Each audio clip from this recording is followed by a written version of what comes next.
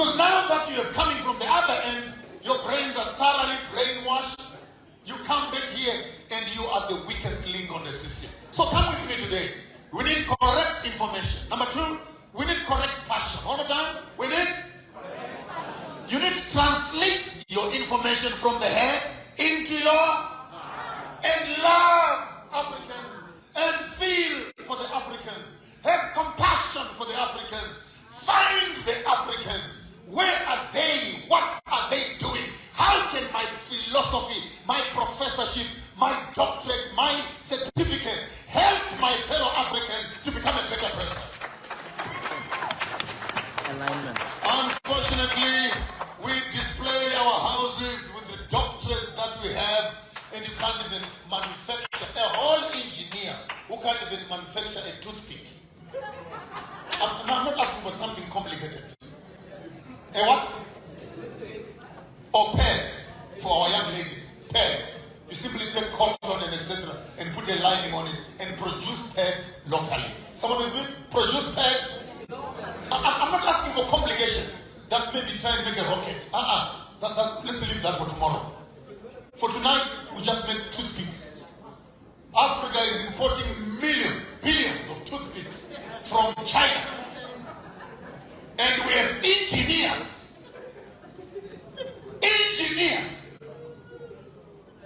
who sit after Nyamachoma. Yeah, this is the problem of Africa is, hey, you are the sleeping problem yourself. Because your education has not made you relevant.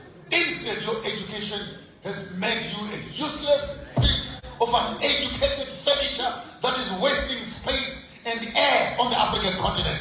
I mean, if you're an engineer for 10 years and you have discovered nothing, you have innovated nothing, you have created nothing, chemical engineer, I'm a pharmacist, farming my food. You can't even just take a small little herb in the bush and make a tablet. I mean, come on guys, you don't need mathematics. You can dissolve some chlorophene in water and make a solution. And then boil the solution, remain with the powder, make the powder, package it up, and there is your medicine. Or take the roots, put them in alcohol, drain the alcohol, evaporate it, then what remains? There is a chemical. Or use other things. There are 1,000 ways. Our grandmothers knew how to make gin, as they call it. You put banana leaves and what, and rapoko and sorghum, boil it in a big pot, and then put a pipe that comes out of that, put a cold blanket around that, fractional distillation, and then it will be dropping on the other side, a drop at a time. Now, if you don't know the scientific method of the past, how can you relate to the present and challenge the future?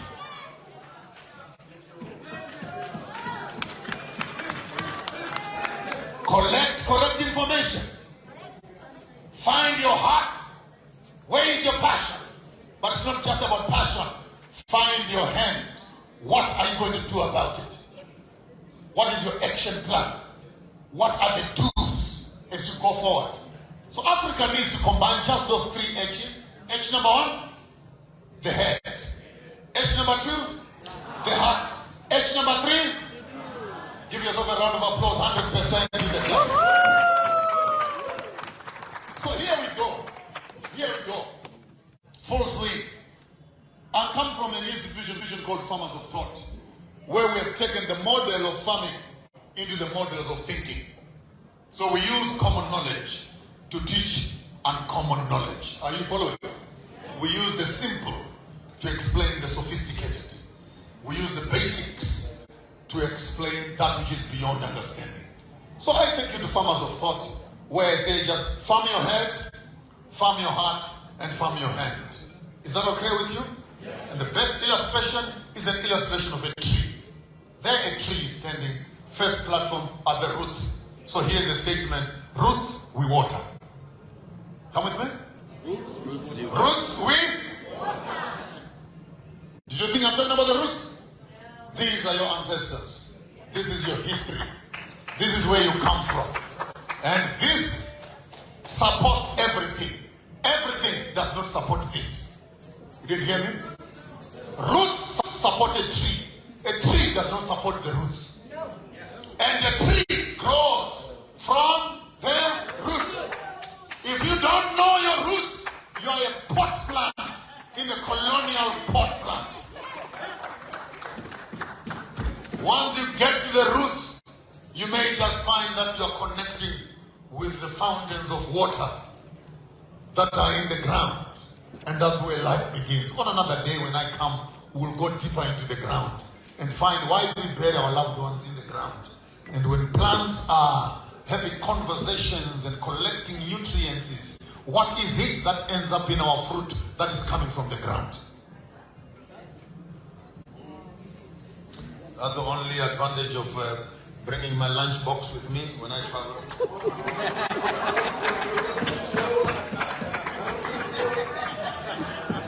Only those who are fast can catch me. The rest of you, you must ask when you get home. What did he say? Roots you water, trees you look after. Fruits you eat, seeds you plant. Simple. Roots you water. Trees you look after. Fruits you seeds you. Your ancestors are your roots. Your father and mother are your trees. You are the fruits.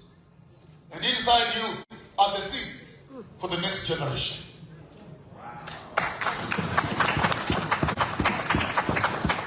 And by the way, for the purposes of progress, what is in the roots is in the tree. What is in the tree is in the fruit. What is in the fruit is in the seed. And when the seed is planted, it will grow to the same quality and the same species of the roots from whence it has come. Then those who have gone to theology school come and ask me, so what do you say about ancestors? And I say, ancestors, it is you in the past and it is you in the future. Oh, can I make it easier? Ancestors. It is a meeting place of the past and the present. The past and the future. It meets in the present. And you are the present. A full representation of where you are coming from. A full representation of where you are going. And the two spaces of time are present. So time, if you come to me on a nice day, time is not cyclical, according to my fellow Chinese and etc. Time is not cyclical or zodiacal. Time is not linear, according to the Romans. In African spirituality, time is vertical. Time is vertical. Time is present. Time is here. We don't have fear of the past, for the past is right here. We don't have fear of the future. The future is right here. If there were mistakes in the past, we correct them right here. If there are challenges in the future, we prepare for them right here. Therefore, today is the future, and today is the history.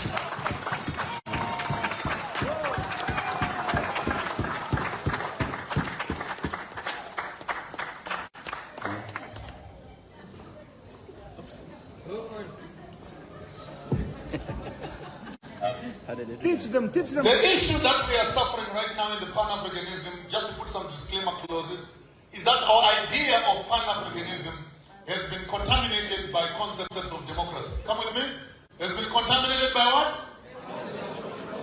You cannot be a Pan-Africanist and you still believe in the rubbish of democracy. Because you are simply changing masters from socialism to capitalism, or from capitalism to socialism. The bosses are still the same. You have not gone anywhere. You are like a rabbit that is running in a mill and thinking I'm going somewhere, but you are still in the same place. We had our own concept of governance. So, come with me. I'm a good teacher. So I'm going to ask for 7 young people to come forward. I'm going to start with you, madam. Let's call it governance. Put your hands together for governance. I am writing a software in your spirit. You won't need anyone else to talk to you about African issues and Pan-Africanism. We are settling it tonight. When I'm done with you here tonight, all of you will be clear of the agenda of where we are going and what we're supposed to be doing. Because I hear a lot of things. I belong to more than 40 or 50 Pan-African groups. Yes, stand right there. I'll be calling you as I want you. 1, 2, 3, 4. That one, the uniform also. Come and paint this place look nice. 1, 2, 3, 4, 5, 6. Oh, too late for classification. I have my 7. So let's move here to the far end here. Let's call her name governance. What is her name? Governance. Come on, what is her name? Governance. Through governance, we learn the first problem of the bottlenecks that we are talking about. One of the first problems that we have in Africa is the problem of governance. There are many ways of governing a society. From meritocracy to democracy to benevolent dictatorship to monarchical systems to fiducial whatever, the whole dozen methods of ruling and governing people. And Africa is running her country, Africa is running herself using borrowed governance systems. All right? The problem of governance is that governance brings its own religion. Governance brings its own marriages. Governance brings its own banking system. Governance brings its own education. When you swallow this tablet called governance, in a democratic way, you actually have to accept everything else that is going with it. This is exactly where President Museveni is right now. He signed a treaty some time ago. Uganda will be democratic. Huh? It will be. Now they come 5 days later and say, oh, if you are democratic, you forgot paragraph 5 of democracy. It also speaks about rights. What rights? Their rights. But you say democracy is majority rule. Now, I'm going to get philosophical, yeah? So follow me carefully. You say democracy is majority rule. So people have voted. So 100 people are voting. 90 people say no. 2 people say yes. Democracy says you go with the majority. They come with human rights and says no, majority does not count. Minority must govern majority. And we say no, but the definition of democracy is that if we as people say we don't want it, then we don't want it. No, there are other sections that protect human rights within the democracy, that the minority must be protected by law. Now this is where it gets complicated for me, because now it doesn't make sense. I don't know, some of you maybe are smarter than me. I know there's some professors here. Maybe you've been able to process it. I failed to process it. Because when I looked at the definitions and the applications and the challenges of Africa now, it looks like this thing is not coming together in a good way. Governance is the first problem that we have, and there are many bottlenecks here. For the African governments can only do so much, and they can't do so much more, because the quality of their governance removes all the indigenous governance systems and leaves the country in the hands of politicians. You can quote me on this one until the cows come home. Every African government is a crime scene. Ask me why. Ask me why. We have African leaders who are ruling countries that don't belong to them. The land does not belong to the politician. The land belongs to the indigenous people. So through democracy, power has been moved from the indigenous people to a group of politicians somewhere there. I'm not condemning anybody. I'm talking this as an African problem. So don't even try to make Museveni feel bad towards me. This is truth.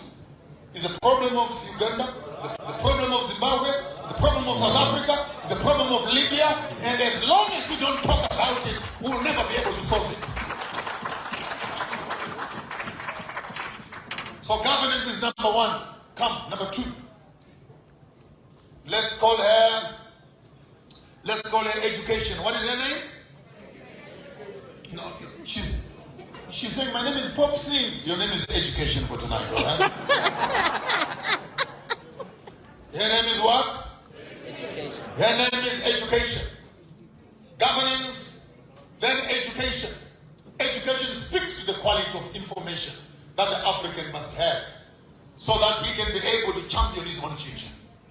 Our education right now is a passport to travel out of Africa and die on the Mediterranean because you are educated. Your skills must go somewhere else where they can be appreciated. The African studies everything else about other people except nothing about himself. Nothing about herself. Our education does not help us. We study how many legs does a grasshopper have. How many of you still remember the tibia, the thorax, and what thorax? So when last did you apply the thorax of a grasshopper? I understand if you are going to do agriculture, then it's fine. Are you with me? Maybe it's okay. But to force the whole community to be studying the thorax of a grasshopper, I don't even remember when last I saw a grasshopper and where the grasshopper thorax fits into my equation. But if you fail to identify the thorax on an exam paper, then you are not educated. How about that? Eh? So our education is memorized driven. It is not solution driven. One more time. It is.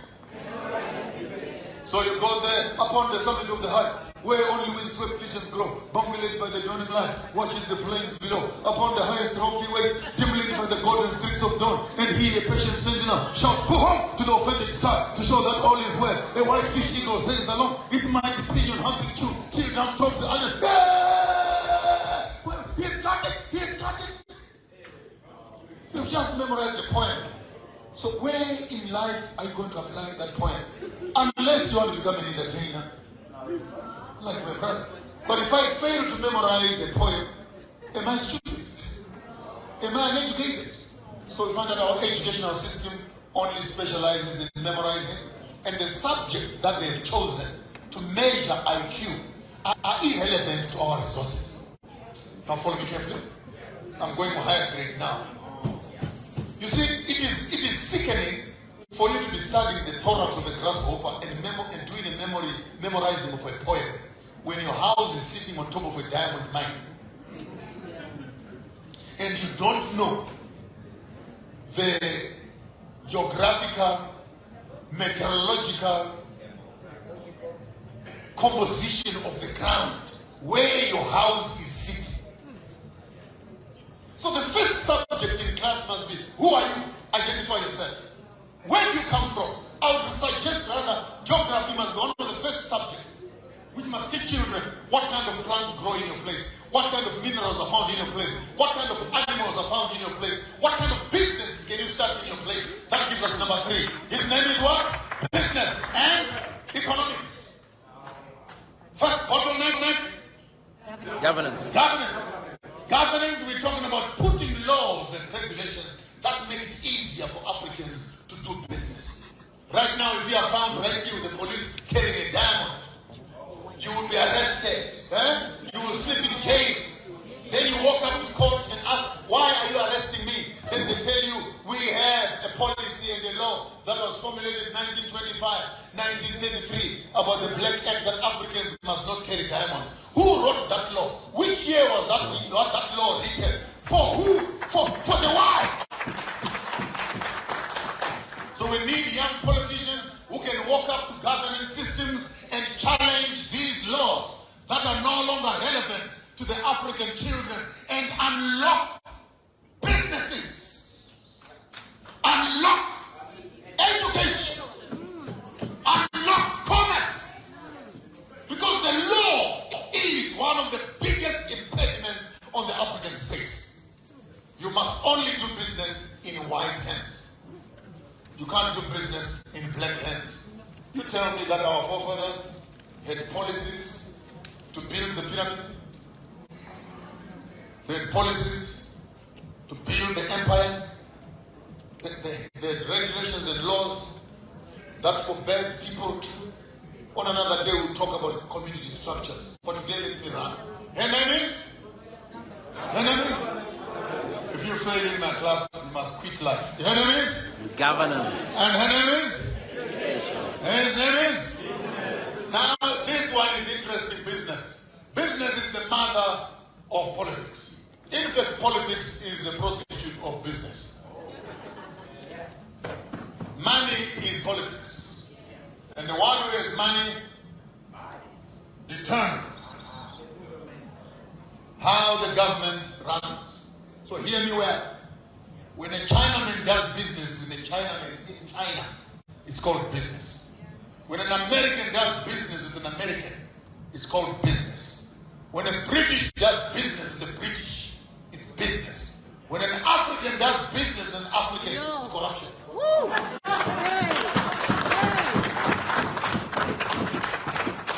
I want you to process that. Because Africans are not meant